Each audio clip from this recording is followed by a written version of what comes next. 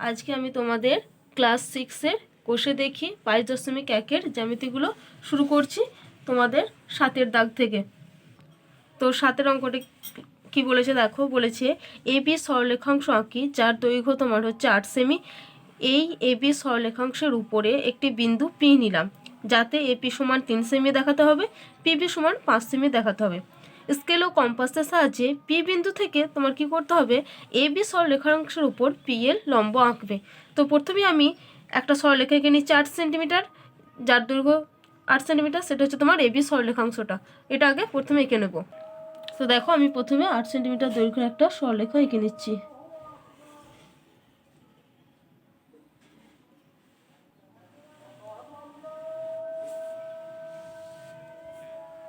তো দেখো এরপরে আমি একটা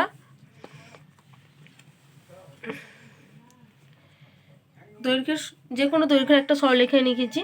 তারপর আমি এই 8 সেন্টিমিটার দৈর্ঘ্যটা সমান করে মাপ নিয়ে তোমাদের এখানে সরলরেখাংশটা কেটে নেব।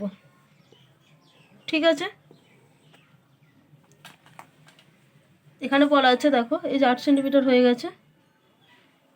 ঠিক আছে, এই 8 সেন্টিমিটার দৈর্ঘ্যের সরলরেখাংশ থেকে তারপরে আমি একটা বিন্দু কেটে নিচ্ছি, পি বিন্দু, যার দৈর্ঘ্য তোমার 3 সেন্টিমিটার। এবি সরলরেখা যার দৈর্ঘ্য তোমার হচ্ছে 8 সেন্টিমিটার। আর তারপরে যেটা বলা আছে এপি, পি বিন্দুতে আমি 3 সেন্টিমিটার কেটে নিলাম। এপি সমান 3 সেন্টিমিটার, পিবি সমান তাহলে তোমার 5 সেন্টিমিটার হচ্ছে।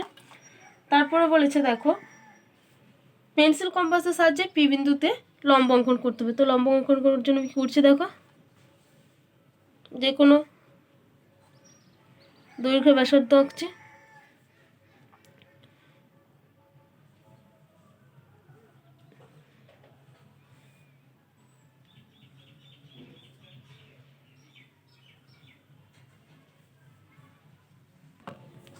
তো এরপর আমি লম্বটা এঁকে নিচ্ছি।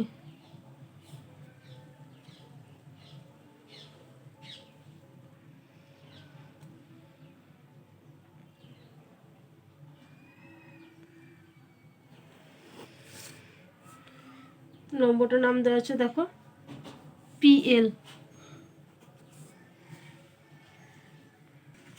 তো এবার আমি লিখে দিচ্ছি দেখো এবি সমান যার দৈর্ঘ্য তোমার 8 সেমি পেয়েছো, আর এপি সমান হচ্ছে তোমার 3 সেমি, পিবি সমান হচ্ছে তোমার 5 সেমি। আর আমরা কি করেছি না, এবি সরলরেখার উপর পি যে বিন্দুটা আছে সেখান থেকে পি এর লম্ব অঙ্কন করলাম। এটা হচ্ছে 7-এর জ্যামিতিটা। 8-এরটা কি বলেছে দেখো, বলেছে এবি সরলরেখাংশ অঙ্কন করে যার দৈর্ঘ্য তোমার দেওয়া আছে 6 সেমি। এই সরলরেখাংশের বাইরে একটা বিন্দুকে নিতে বলা হয়েছে। স্কেল ও পেন্সিল কম্পাসের সাহায্যে কে বিন্দু থেকে এবি সরলরেখাংশের উপর কে এর লম্ব আঁকি। তো প্রথমে আমি একটা 6 সেমি দৈর্ঘ্যের সরলরেখাংশ এঁকে নিয়েছি। সেই সরলরেখাটা সমান করে আমি এরপর একটা বড় সরলরেখা এঁকে নিয়েছি। সেই সরলরেখাটা তোমার, তো দেখো এই যে 6 সেন্টিমিটার সরলরেখাটা প্রথমে এঁকেছিলাম, সেই মাপটাই দেখো এই সমান করে তোমরা আগে কেটে নেবে এই সরলরেখা। তারপরে যে সরলরেখাটা অঙ্কন করেছি, যে কোনো একটা দৈর্ঘ্যের সরলরেখা নেবে, সেখান থেকে বসিয়ে 6 সেমি দৈর্ঘ্যের সমান করে একটা সরলরেখা কেটে নেবে। দেখতে পেয়েছো, যার দৈর্ঘ্যটা তোমার দেওয়া আছে 6 সেমি। এই সরলরেখাটা তোমার নাম দেওয়া আছে এ বি। তারপর বলা আছে সরলরেখাংশের বাইরে একটা বিন্দু নিয়ে নিচ্ছি কে। দেখো আমি একটা কে বিন্দু নিয়ে নিলাম।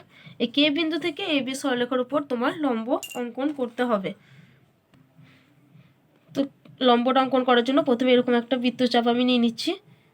খুব ভালো করে খেয়াল রাখবে বৃত্তচাপগুলো যেন এই সরলরেখাকে ছেদ করে। এই যে সরলরেখাকে ছেদ করেছে এখানে একটা বিন্দুতে, আবার এখানে একটা বিন্দুতে। তারপর আমি কি করব, অর্ধেকের বেশি ব্যাসার্ধ যেহেতু এখানে হয়ে আছে, তোমরা চাইলে ছোটও করতে পারো যেন অর্ধেকের বেশি হয়। তারপর এদিকে একটা বৃত্তচাপ দেবে,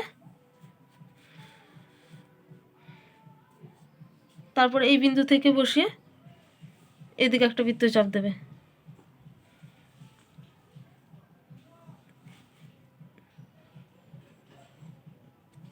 এই যে দুটো বৃত্তচাপ দুটো বিন্দু থেকে বসিয়ে দিয়ে দেবে। এই যে উপরে একটা বিন্দু ছিল তোমার কে, আর নিচে একটা বিন্দু পেলাম তোমার এল, তারপরে আমি কে এল যুক্ত করে দিলাম।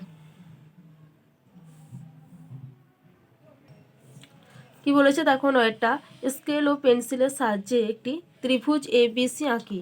এই ত্রিভুজের শীর্ষবিন্দু এ বি ও সি থেকে যথাক্রমে BC, AC O A B বাহুর উপর যথাক্রমে 3টি লম্ব A B, B Q O C আর আঁকি। দেখি এপি, বি কিউ ও সি আর সরলরেখাংশ 3টি সমবিন্দু কিনা। তো প্রথমে আমি যে কোনো দৈর্ঘ্যের একটা সরলরেখা নিয়ে নিয়েছি, সেটার মাপের সাহায্যে আমি একটা সমবাহু ত্রিভুজ অঙ্কন করব। দেখো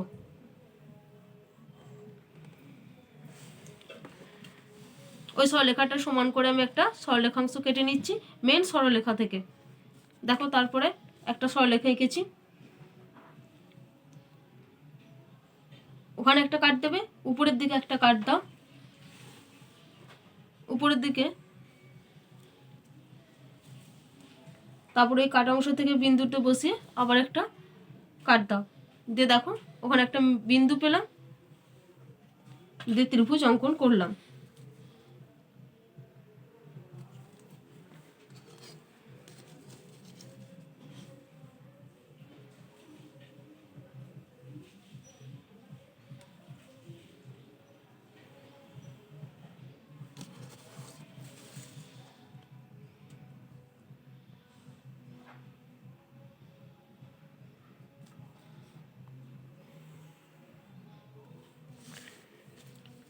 এ বি সি একটি সমবাহু ত্রিভুজ অঙ্কন করলাম, নাম দিয়ে দিচ্ছি আমি, শীর্ষবিন্দুটার নাম দিচ্ছি এ বি সি।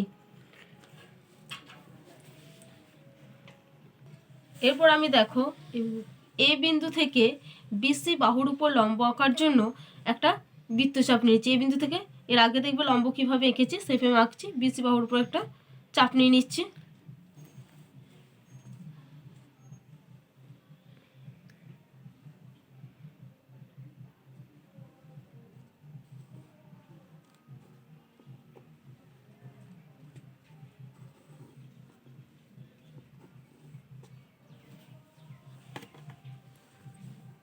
এই যে বৃত্তচাপটা নিলাম, দেখো বিসি কে দুটো বিন্দুতে ছেদ করেছে।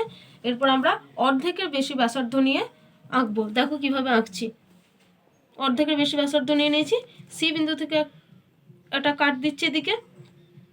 সবসময় খেয়াল রাখবো অর্ধেকের বেশি যেন ব্যাসার্ধ হয়। ঠিক আছে, একটা বিন্দু পেলাম, সেই বিন্দুটার সাথে আমি এই বিন্দুটা যোগ করে দেবো।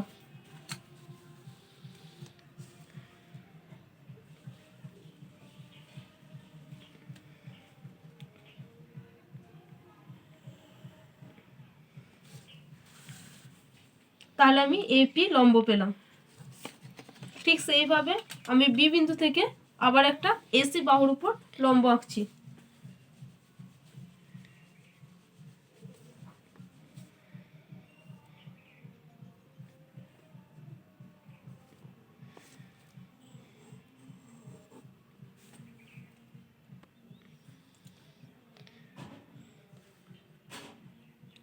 ঠিক সেইভাবে আবার ওই বিন্দু দুটোতে বসে আবার একটা যে কোনো অর্ধেকের বেশি ব্যাসার্ধ দৈর্ঘ্যের বৃত্তচাপ নিয়ে নিচ্ছি।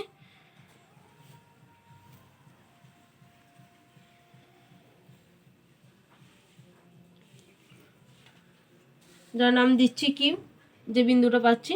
এরপর আমি বি কিউ যুক্ত করব।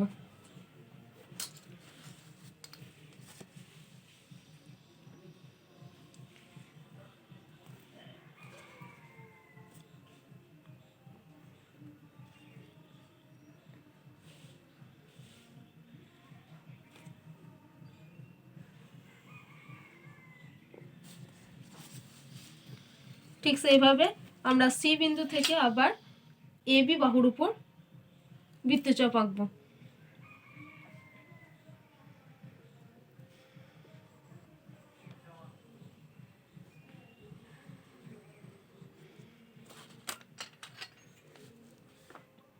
আবার দুটি বিন্দু পেলাম, সেই বিন্দু থেকে আবার অর্ধেকের দৈর্ঘ্যের বেশি ব্যাসার্ধ নিয়ে আমার আবার বৃত্তচাপ আঁকবো।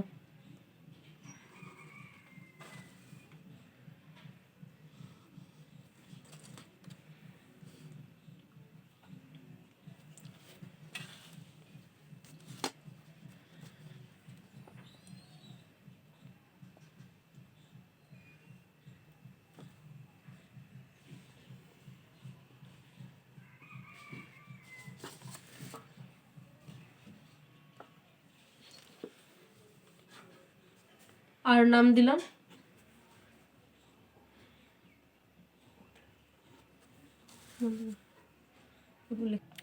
তো তোমরা দেখতে পাচ্ছ এখানে A P B Q R C আর লম্ব তিনটি ঠিক একটা বিন্দুতে ছেদ করছে, যার আমি নাম দিয়ে দিয়েছি ও।